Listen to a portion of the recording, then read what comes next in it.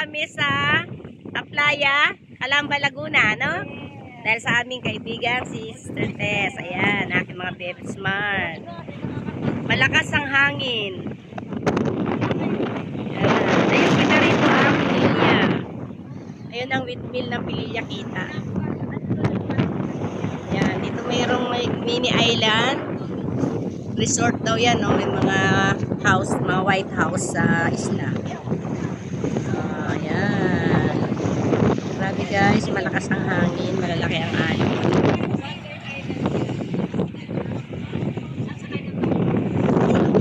Ayan, aking mga kaibigan.